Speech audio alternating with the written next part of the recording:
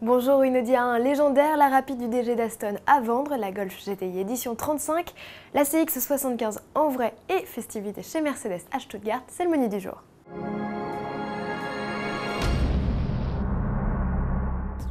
La 1 entre dans la légende, en hommage au succès d'Audi en compétition et plus particulièrement en championnat du monde des rallyes dans les années 80, le constructeur lance 4 kits de personnalisation, baptisés Légende et Légende Plus.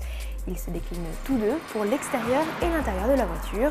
Le pack Légende est de loin le plus soft avec des stickers au niveau des arches, de la ligne de caisse et du haillon, tarif 560 €. Pour profiter d'un habitacle coordonné, comptez de 610 à 660 € selon la finition.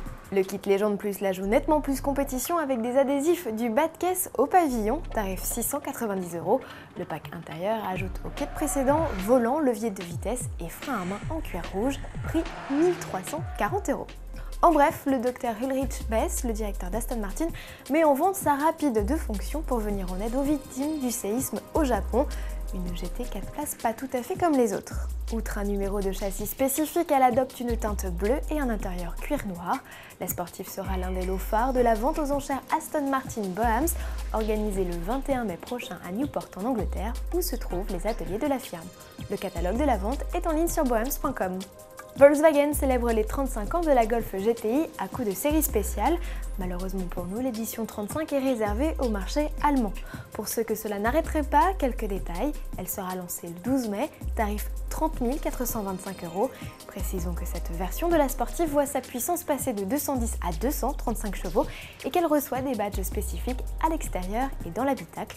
Le public pourra découvrir la Golf GTI édition 35 et son aïeul de 1976 lors du plus grand rassemblement tuning allemand le 4 juin prochain.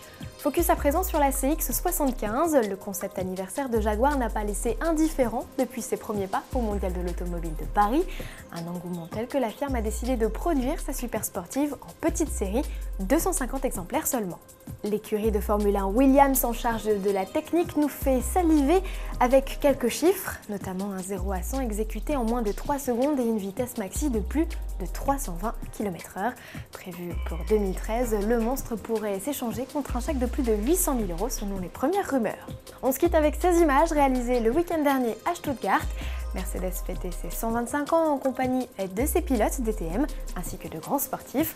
Pour la petite anecdote, la pilote écossaise Suzy Stoddart s'est essayée à la conduite d'une Simplex, la toute première Mercedes de série sortie en 1902, alors que le pilote canadien Bruno Spengler jouait les voituriers pour l'ex-footballeur allemand Olivier Bierhoff au volant de l'un des 5 derniers exemplaires de 500K. Gary Paffett conduisait lui une 260D Pullman, première limousine diesel de la firme. Enfin, Ralf Schumacher paradait dans une Smart électrique. Quant à Boris Becker, il a opté pour la 300 SL. Chouette choix. À demain!